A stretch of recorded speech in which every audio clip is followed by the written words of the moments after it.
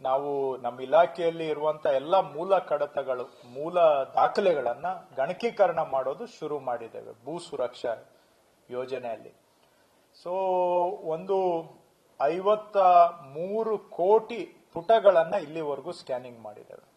53 ಕೋಟಿ ಪುಟಗಳು. ಇನ್ನೂ ಒಂದು 40 ಕೋಟಿ ಪುಟಗಳಷ್ಟು ಸ್ಕ್ಯಾನಿಂಗ್ ಇದೆ.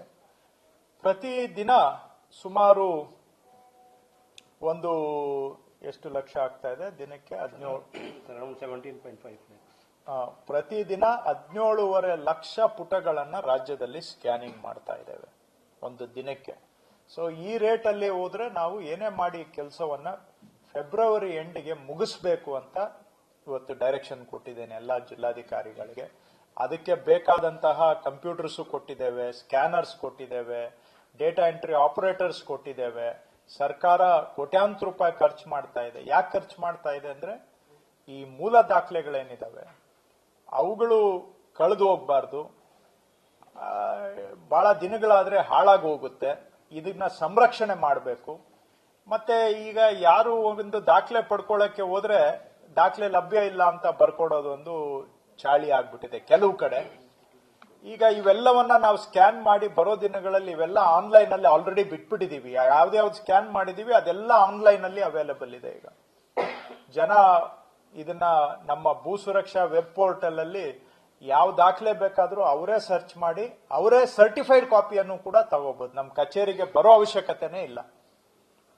ಸೊ ಜನಗಳ ಬೆರಳ ತುದಿಯಲ್ಲಿ ನಮ್ಮ ಇಡೀ ದಾಖಲೆಗಳ ಸಂಗ್ರಹವನ್ನ ಅವರಿಗೆ ಬೆರಳ ತುದಿಯಲ್ಲಿ ಒದಗಿಸಿಕೊಡುವಂತ ಕೆಲಸನೂ ಕೂಡ ನಾವು ಮಾಡ್ತಾ ಇದ್ದೇವೆ.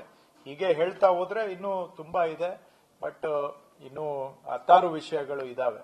ಅದು ನಮ್ಮ ರೆವಿನ್ಯೂ ಸೈಡ್ ಅಲ್ಲಿ ಆಗ್ಬೋದು, ರಿಜಿಸ್ಟ್ರೇಷನ್ ಡಿಪಾರ್ಟ್ಮೆಂಟ್ ಅಲ್ಲಿ ಆಗ್ಬೋದು, ಅಥವಾ ಸರ್ವೆ ಸೈಡ್ ಅಲ್ಲಿ ಆಗ್ಬೋದು.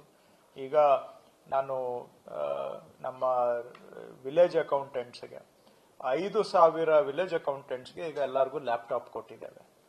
ಮೊನ್ನೆ ಕ್ಯಾಬಿನೆಟ್ ಅಲ್ಲಿ ಅಪ್ರೂವ್ ಮಾಡಿಕೊಟ್ಟಿದ್ದಾರೆ. ಇನ್ನ ಈ ಒಂದು 3 ತಿಂಗಳಲ್ಲಿ ಇರುವ ಎಲ್ಲಾ ವಿಲೇಜ್ ಅಕೌಂಟೆಂಟು ಮತ್ತು ರೆವಿನ್ಯೂ ಇನ್ಸ್ಪೆಕ್ಟರ್ಗಳಿಗೆ ನಾವು ಲ್ಯಾಪ್ಟಾಪ್ ಕೊಟ್ಬಿಟ್ಟು ಅವರೆಲ್ಲ ಇನ್ನು ಮುಂದೆ ಏನಿದ್ರು ಆನ್ಲೈನ್ ಅಲ್ಲೇ ಕಡತ ವಿಲೇವಾರಿ ಮಾಡಬೇಕು. ಮ್ಯಾನ್ಯುವಲ್ ಸಿಸ್ಟಮ್ ಇರಬಾರ್ದು, ಪೇಪರ್ಲೆಸ್ ಆಡಳಿತ. ಯಾಕೆ ಅಂದ್ರೆ ನಿಮ್ಗೆ ಗೊತ್ತು, ಆ ಕಡತಗಳು ಎತ್ತಿಡ್ತಾರೆ, ಕಳೆದು ಹೋಗ್ತವೆ. ಇದು ಮುಗಿಯಲಾರದ ಗೊಂದಲದ ಗೂಡು ಅದು.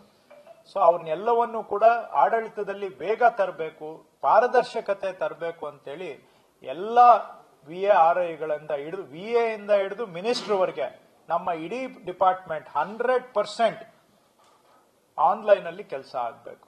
ಅದರಿಂದ ಟ್ರಾನ್ಸ್ಪರೆನ್ಸಿ ಬರುತ್ತೆ ಮತ್ತು ವೇಗ ಬರುತ್ತೆ. ಇದರಲ್ಲಿ ಮೋಸ ಮಾಡೋದು ಕಡಿಮೆ ಆಗುತ್ತೆ. ಸೊ ಈ ಕಾರಣಗಳಿಂದ ಅದನ್ನ ಮಾಡ್ತಾ ಇದ್ದೇವೆ. ಹಾಗೆ ಸರ್ವೆ ಸೈಡ್ ಅಲ್ಲೂ ಕೂಡ ಅವರು ಅತ್ಯಾಧುನಿಕ ತಂತ್ರಜ್ಞಾನವನ್ನ ಬಳಸುವಂತ ರೋವರ್ಸ್ ಅಂತ ಸರ್ವೆಗೆ ಅವರು ಕೂಡ ಈಗ ಇವತ್ತೊಂದು ಟೆಂಡರ್ ಫ್ಲೋಟ್ ಮಾಡ್ತಾ ಇದ್ದಾರೆ. 1,000 ಆಲ್ರೆಡಿ 600 ಪರ್ಚೇಸ್ ಮಾಡಿದೀವಿ. ಇನ್ನ 1,000 ರೋವರ್ಸ್ ಪರ್ಚೇಸ್ ಮಾಡಿ ಸರ್ವೆ ಕಡೆನೂ ಕೂಡ ಅದೆಲ್ಲ ಡಿಜಿಟೈಸೇಷನ್ ಆಗಬೇಕು ಅನ್ನುವಂತ ಒಂದು ಗುರಿಯನ್ನ ಹಾಕೊಂಡು ಅದು ಮಾಡ್ತಾ ಇದ್ದೀವಿ. ಈ ರೀತಿಯಾಗಿ ಇನ್ನೂ ಹೇಳ್ತಾ ಹೋದ್ರೆ ತುಂಬಾ ವಿಷಯಗಳಿದಾವೆ. ಸೊ ದಿನ ನಾವು ಇಂಪ್ರೂವ್ಮೆಂಟ್ ಮಾಡ್ತಾ ಇದ್ದೇವೆ. ಈ ಹಿಂದಿನಿಂದ ಬಾಕಿ ಇದ್ದಂತಹ ಸಮಸ್ಯೆಗಳನ್ನ ಹುಡುಕಿ ನಾವೇ ಕಣ್ಣಿಗೆ ಕಾಣಿಸದೆ ಹೋದ್ರು ಮೇಲಾಕೊಂಡು ಅವುಗಳನ್ನ 1 by 1 ಪರಿಹಾರ ಮಾಡುವಂತ ಕೆಲಸವನ್ನ ಮಾಡ್ತಾ ಇದ್ದೇವೆ. ನಾನು ಕೆಲವು ಮಾತ್ರ ಡೇಟಾ ನಿಮ್ಮ ಹತ್ರ ಶೇರ್ ಮಾಡಿದೆ.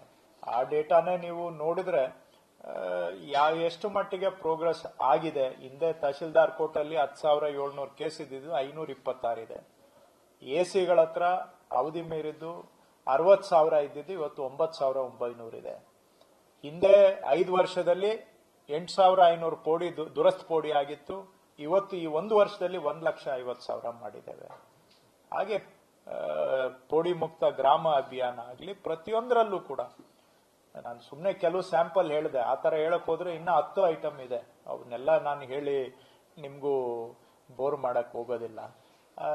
ಬಟ್ ನಾವು ಇಲಾಖೆಯಲ್ಲಿ ಜನಗಳ ಸಮಸ್ಯೆಯನ್ನ ಗುರುತಿಸಿ ಮಾಡುವಂತ ಕೆಲಸ ಮಾಡ್ತಾ ಇದ್ದೇವೆ. ಇದೆಲ್ಲ ಪ್ರಗತಿ ಆಗ್ಬೇಕಾದ್ರೆ ನಮ್ಮ ಎಂಟೈರ್ ಟೀಮ್, ಪ್ರಿನ್ಸಿಪಲ್ ಸೆಕ್ರೆಟರಿ ಅವರಿಂದ ಹಿಡಿದು ಒಬ್ಬ ಲಾಸ್ಟ್ ವಿಲೇಜ್ ಅಕೌಂಟೆಂಟ್ ವರೆಗೆ ಎಲ್ಲರೂ 100% ಸರಿ ಇದ್ದಾರೆ ಅಂತ ಹೇಳಲಿಕ್ಕೆ ಹೋಗೋದಿಲ್ಲ. ಪ್ಲಸ್ ಮೈನಸ್ ಇದ್ದೇ ಇರುತ್ತೆ. ಯಾವುದು ಬೆರಳುಗಳು ಒಂದು ಸಮಾನ ಇರೋದಿಲ್ಲ. ಆದ್ರೆ ಸುಮಾರು ಜನ ಅಧಿಕಾರಿಗಳು ನಾವು ಕೊಟ್ಟಂತ ನಿರ್ದೇಶನವನ್ನ ಸ್ವಲ್ಪ ಮಟ್ಟಿಗಾದ್ರೂ ಫಾಲೋ ಮಾಡಿ ಅವರೆಲ್ಲರೂ ಕೈ ಜೋಡಿಸಿದ್ರಿಂದ ಇವತ್ತು ಅಷ್ಟೋ ಇಷ್ಟೋ ಪ್ರಗತಿ ಮಾಡಲಿಕ್ಕೆ ಸಾಧ್ಯ ಆಗಿದೆ. ಅವ್ರಿಗೆ ಧನ್ಯವಾದ ಹೇಳಬೇಕಾಗಿರೋದು ನನ್ನ ಕರ್ತವ್ಯ. ಆದ್ರೆ ನಾನು ಹಾಗೆ ಎಲ್ಲ ಜಿಲ್ಲಾಧಿಕಾರಿಗಳಿಗೆ ಎಚ್ಚರಿಕೆಯನ್ನು ಕೊಟ್ಟಿದ್ದೇನೆ. ಇನ್ನು ಮಾಡೋ ಕೆಲಸ ಜಾಸ್ತಿ ಇದೆ. ಯಾಕಂದ್ರೆ ನಮ್ದು ಕಂದಾಯ ಇಲಾಖೆಯಲ್ಲಿ ಎಷ್ಟು ಮಾಡಿದ್ರೆ ಇನ್ನ ಮಾಡ್ಬೇಕಾಗಿರೋದು ಇನ್ನೂ ಜಾಸ್ತಿ ಇರುತ್ತೆ. ಸೊ ನಾನು ಅವ್ರಿಗೆ ಹೇಳಿದೆ, ನಾವೇನು ಎಲ್ಲ ಮಾಡಿದೀವಿ ಅಂತ ಹೇಳ್ಕೊಳ್ಳೋ ಹಾಗಿಲ್ಲ, ಮಾಡೋದು ತುಂಬಾ ಇದೆ. ಇದು ಇನ್ನೂ ಈಗ ಮಾಡೋ ಕೆಲಸ ಮಾಡುವಂತ ಒಂದು ಪ್ರವೃತ್ತಿ ಬಂದಿದೆ.